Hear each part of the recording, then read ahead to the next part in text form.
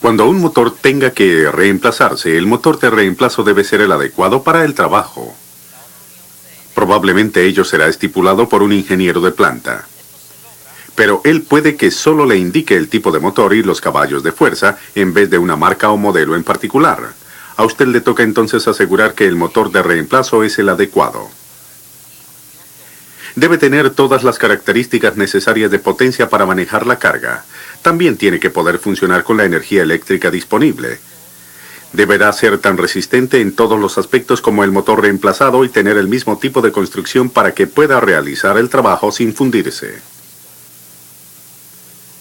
Y mecánicamente deberá acomodarse y ser apropiado para las circunstancias en las cuales operará. Para saber si consiguió el motor correcto para el trabajo, necesitará familiarizarse con las especificaciones que encontrará en la placa de identificación del motor. El número del modelo es un código de descripción general del motor. Es una buena idea consultar el código en el catálogo del fabricante.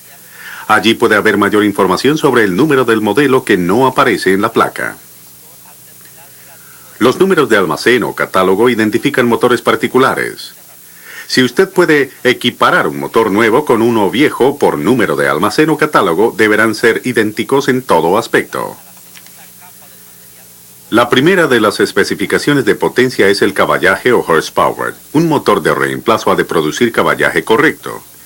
En una emergencia, un motor con caballaje más alto puede ser sustituido, aunque operaría a carga parcial y por lo tanto menos eficiente. La velocidad nominal de un motor de reemplazo siempre debe ser la misma que la del motor reemplazado. La velocidad indicada usualmente es la velocidad nominal de plena carga. O sea que este motor gira cerca de 3.450 revoluciones por minuto cuando produce un caballo de fuerza. Si se sobrecarga, desacelerará por debajo de esta velocidad. Con menos que plena carga, girará un poco más rápido. Pero como es un motor AC de dos polos, nunca girará más rápido que su velocidad sincrónica de 3.600 revoluciones por minuto cuando se impulsa por corriente alterna de 60 Hz. Como vimos en los programas de motores DC y AC, otros tipos de motores tienen diferente caballaje de salida y características de velocidad. El factor de servicio de un motor es también una especificación básica de potencia. SF1 significa que este motor tiene un factor de servicio de 1. Algunos motores tienen un factor de servicio de 1.15 y 1.25 o inclusive 1.35. Un motor con un factor de servicio de 1.25 es capaz de producir 1.25 veces su régimen de caballaje sin dañarse, aunque su eficiencia y factor de potencia serán más bajos que cuando opera a potencia nominal. Funcionará mejor que un motor con un factor de servicio de 1 si debe operar bajo condiciones de sobrecarga. La mayoría de motores están diseñados para salida continua a la potencia nominal, aunque algunos tienen un porcentaje de servicio de unos 20 o 30 minutos en una hora. Ellos necesitan estar apagados para enfriarse. Intermitente donde vaya a trabajar continuamente con plena carga. Las especificaciones eléctricas de entrada incluyen el suministro de voltaje. Cualquier motor de reemplazo debe ser adecuado para el voltaje disponible. Este es un motor de 2 voltajes que puede operar con 115 o 230 voltios. Estos son voltajes nominales que toman en cuenta caídas típicas de línea de los suministros de 120 y 240 voltios. El voltaje real del motor deberá estar dentro del 10% del voltaje indicado en la placa. Un motor especificado para 230 o 220 voltios también puede estar aprobado para funcionar con un suministro de 208 voltios. Si no lo es, no lo conecte al suministro de 208 voltios, aunque estos se encuentren justo dentro del 10% del límite. El voltaje real del motor podría caer por debajo de este voltaje por lo menos parte del tiempo. Use un motor con un voltaje nominal de 200 voltios y su suministro es de 208 voltios. PH1 significa que este motor está diseñado para corriente alterna de fase sencilla. Las probabilidades son de que la mayoría de los motores más grandes en su planta son impulsados con corriente alterna trifásica. Un motor monofásico puede ser conectado entre dos alambres de un sistema trifásico si el voltaje es el correcto. Pero sin convertidores especiales no hay forma de conectar un motor trifásico a corriente de fase sencilla. Este motor está especificado para corriente alterna de 60 Hz. Algunos motores de 60 Hz no debieran operar con 50 Hz o viceversa. Otros sí, pero recuerde que la velocidad, el consumo de corriente y el caballaje disponible serán diferentes. La letra A en esta placa señala el amperaje de plena carga. Esta es la corriente que el motor consumirá de cada línea de fuerza cuando produce su potencia de salida nominal. La corriente más alta corresponde cuando el motor es conectado al más bajo de los dos voltajes registrados.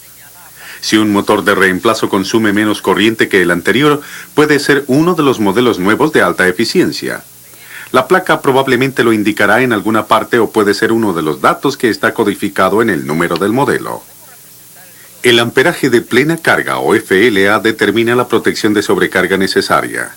Si el motor de reemplazo tiene una clasificación FLA más baja, deberá colocar los disyuntores de sobrecarga para disparar a una corriente más baja para evitar que el motor se funda. Si está reemplazando un motor con otro que consume más corriente, coloque los disyuntores para que disparen a una corriente más alta. Puede que además necesite instalar equipo de arranque más grande, conductores y fusibles o disyuntores con más alta capacidad nominal de corriente. Esta placa no especifica un artículo que algunas veces es muy importante: el amperaje del rotor trancado o LRA.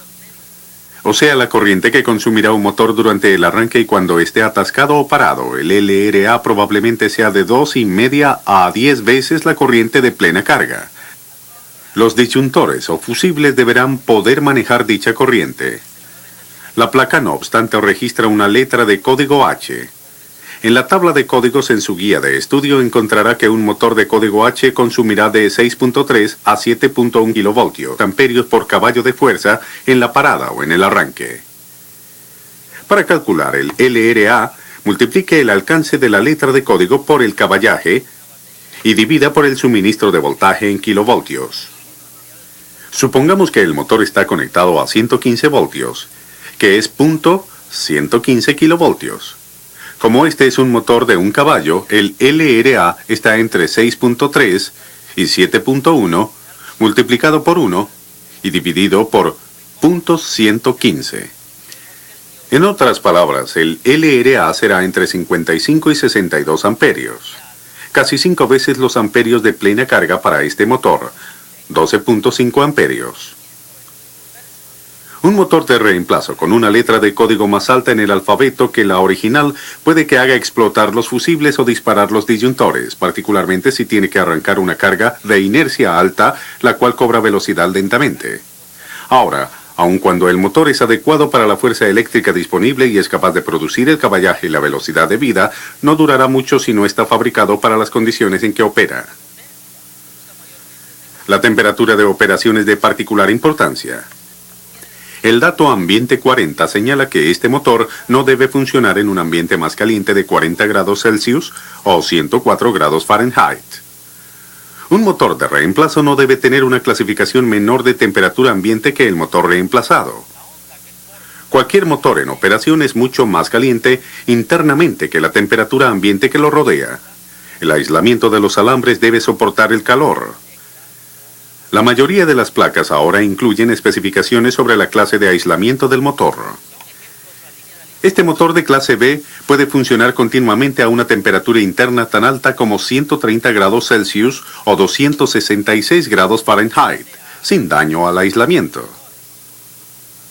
Usted puede reemplazar un motor por otro con clase más alta de aislamiento. En otras palabras, puede utilizar un motor de clase F en lugar de uno con aislamiento de clase B. Pero no al contrario. Particularmente en motores antiguos, usted puede que vea una proporción de aumento de temperatura en vez de una temperatura ambiente y grado de aislamiento. No reemplace un motor por otro que tenga menor especificación en el aumento de temperatura. Esta placa indica que el motor tiene protección térmica incorporada. Hay un termostato o botón limitador de alta temperatura que abrirá para apagar el motor si éste se calienta demasiado. La M significa reposición o reset manual, lo cual quiere decir que una vez que el termostato se abre, habrá que manualmente empujarlo para que el motor pueda funcionar de nuevo. Usted puede encontrar un motor con sobrecarga térmica que funciona automáticamente. Esto puede ser peligroso en algunas situaciones, pues el motor puede arrancar de nuevo sin aviso, una vez que se haya enfriado. No reemplace un motor de funcionamiento manual por uno automático. Carcasa abierta es la especificación del fabricante para indicar el tipo de cubierta del motor. Este es un motor abierto, lo cual quiere decir que es un motor abierto al aire. Un ventilador interno en el eje atrae aire por un lado y lo empuja hacia afuera por el otro. Esta clase de motor se debe usar solo donde el aire es limpio y seco. Si un motor abierto está especificado como a prueba de goteo, la lluvia vertical no penetrará. Sin embargo, líquido salpicado y lluvia oblicua de 15 grados o más a la vertical sí puede entrar y causar problemas. Motores abiertos a prueba de salpicaduras ofrecen más protección contra salpicaduras de líquidos.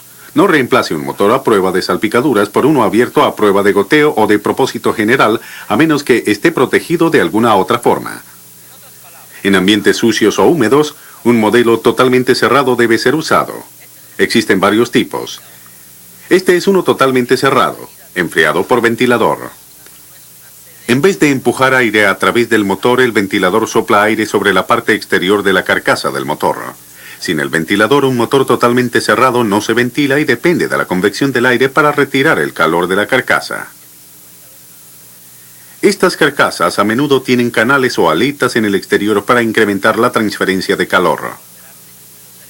Motores totalmente cerrados, donde el aire debe pasar sobre él, están diseñados para ser montados en una corriente de aire para su enfriamiento. Los motores de ventilador de fuelle son a menudo de este tipo. Motores a prueba de explosión se usan en atmósferas peligrosas. Son totalmente cerrados, con una carcasa especialmente resistente, diseñada para aguantar una explosión interna de un gas o vapor, sin generar una explosión en la atmósfera. Un motor a prueba de explosión se puede usar donde quiera. Una placa probablemente le indicará qué tipo de cojinetes usa el motor, y esto es muy importante. Tipos diferentes de cojinetes requieren distinto mantenimiento y permiten aplicar diversas clases de carga en el eje del motor. Este motor tiene cojinetes de bola. Son usados donde se requiere una capacidad de carga más alta o donde la lubricación frecuentemente no es práctica. Cojinetes de manguito usualmente deben ser aceitados y engrasados rutinariamente. Los cojinetes en algunos motores no soportarán o permitirán otra cosa que un acople directo del eje. Las transmisiones por correa ponen una gran cantidad de carga lateral en los cojinetes del motor. Motores más grandes a veces son equipados con cojinetes de rodillo para servicio pesado en vez de cojinetes de bola o de manguito cuando se van a utilizar con transmisiones por correa. Asegúrese de que el motor de reemplazo cuente con los cojinetes apropiados. Los cojinetes en algunos motores pueden ser montados en cualquier posición. Otros, sin embargo, deben ser montados horizontalmente porque no soportarán el peso vertical del rotor. Si existe alguna pregunta, consulte las especificaciones en el catálogo. Finalmente, a menos que esté dispuesto a utilizar adaptadores, es mejor que el motor de reemplazo quede preciso y tenga la carcasa correcta para el uso que le va a dar. NEMA, la Asociación Nacional de Fabricantes Eléctricos, ha estandarizado las dimensiones del eje y del montaje de muchos motores, y ha establecido números de armazón para asegurar la compatibilidad de montaje entre los motores elaborados por los diferentes fabricantes. Este motor tiene un armazón NEMA 56. Todos los motores con armazón 56 tienen un eje de 3,5 pulgadas sobre la base, y 4 agujeros de montaje localizados como se muestra con respecto al eje. El eje mismo es de 5/8 de pulgada de diámetro y tiene una longitud y una ranura de tamaño demostrado. Las otras dimensiones del motor, su longitud y diámetro, no son especificadas.